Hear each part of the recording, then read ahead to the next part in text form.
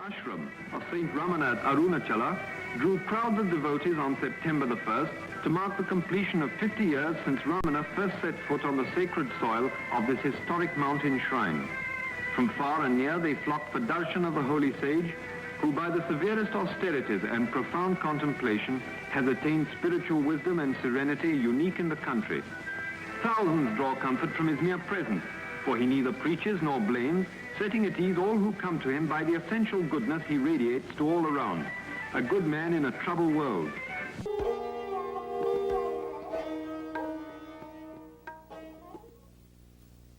He adhered to a punctual routine, which included going out for a stroll twice a day. At these times he would walk up on the slopes of his beloved Arunachala hill, and if any attachment to anything could be said of him, it was surely an attachment to the hill. He loved it and said it was God himself, the spiritual heart or center of the earth. He seemed to never be so happy as when wandering around its slopes, and once remarked that there was not one spot on the hill where he had not set his foot.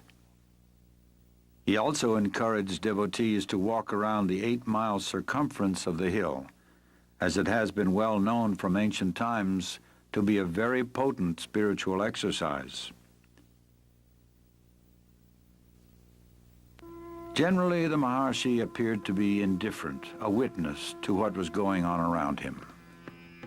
Nevertheless, he was always aware of what was happening and seemed to be very particular about certain matters. First of all, he insisted that he should be accessible to devotees and visitors at all times, even on the day of his death when he had no strength to even hold his head erect. He asserted that devotees should not be prevented from seeing him. He was also very keen that visitors should be fed immediately upon their arrival, and food should be well cooked and nutritious. He participated and supervised meal preparations for many years.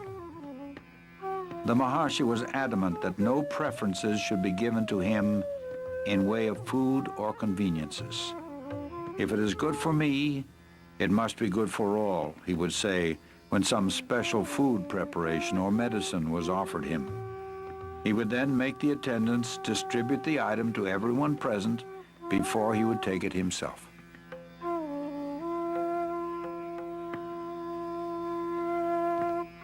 In his company, one would notice a total absence of distinction between men and women of different castes and creeds, of different races and religions, between a prince and a peasant, an ascetic and a householder. His equality extended far beyond human beings and embraced even plants and animals.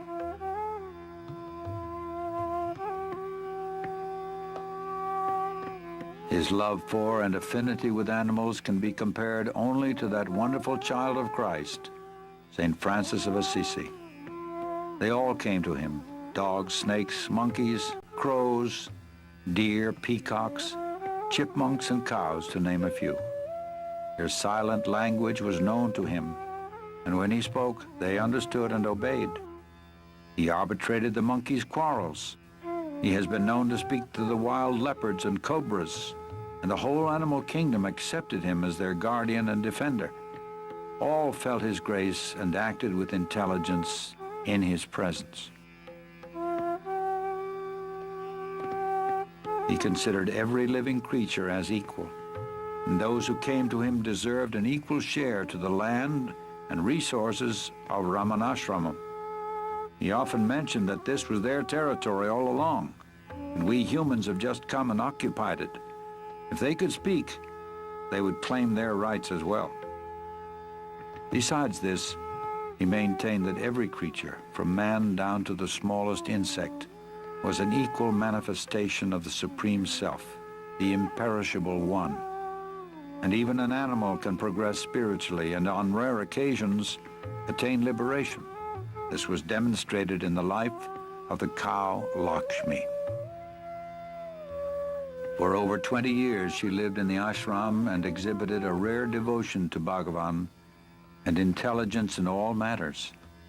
Bhagavan fully reciprocated her gentle devotion, and on her last day, and her end was near, in perfect reality. He often said that the true teaching was in silence, but this does not mean verbal expositions also were not given. And although he authorized many different methods of spiritual practice, he, however, laid the greatest emphasis on the path of self-inquiry. The first and foremost of all thoughts that arise in the mind is the primal I thought. It is only after the rise or origin of the I thought that innumerable other thoughts arise. Search by means of a deeply introverted mind wherefrom this I arises. If we go inward questing for the source of the I topples down, and immediately another entity will reveal itself proclaiming I. Even though it also emerges saying I, it does not connote the ego, but the one perfect existence. People of all religions came to him, and he never advised any of them to change their faith or abandon their creeds. He answered all their questions patiently, but in the end brought them round to the self. Know who you are, then all else will be known, he would say. To a question put to him about happiness, he replied, happiness is your real nature. You identify yourself with the body and mind, feel its limitations, and suffer. Realize your true self in order to open the store of unalloyed happiness. That true self is the reality, the supreme truth, which is the self of all the world you now see, the self of all the selves, the one real, the supreme, the eternal self, as distinct from the ego or the bodily idea for the self.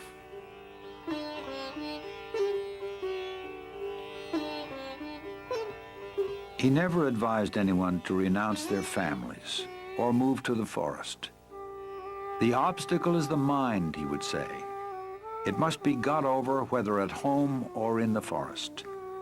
And why should your occupation or duties in life interfere with your spiritual effort? By giving up activities is meant giving up attachment to activities or fruits thereof, giving up the notion, I am the doer. The practice of his teaching doesn't require outward rituals or ceremony.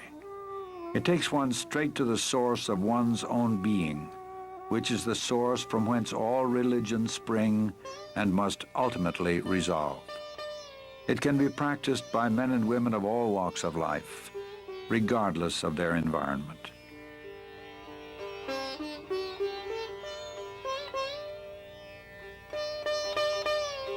The maharshi lived what he taught.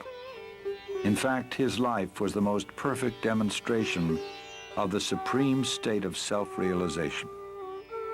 And although he was fixed in the permanent state of pure awareness, his body was subject to the laws of nature. In time, it became afflicted with rheumatism and weakened with age. Early in 1949, a small nodule appeared below the elbow of his left arm. It was surgically removed. It later reappeared and was diagnosed as a malignant tumor, which inch by inch ate up the flesh of his left arm, poisoned his blood, and finally rang down the curtain on a life of immaculate purity and grace. Throughout his final year, there appeared to be terrible suffering, but the maharshi never complained. He seemed to be indifferent alike to the existence or non-existence of the body, being almost unaware of it. Devotees, seeing his gradual weakening and ominous symptoms, expressed their agony at his impending departure. He simply told them that they attached too much importance to the body, indicating that his influence was not limited to the diseased body they saw before him.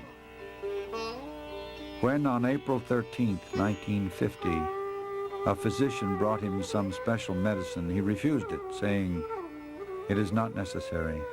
Everything will come right within 2 days."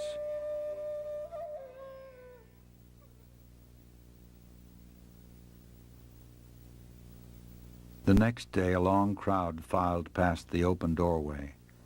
There was no struggle, no spasm, no other sign of death, only that the next breath did not come.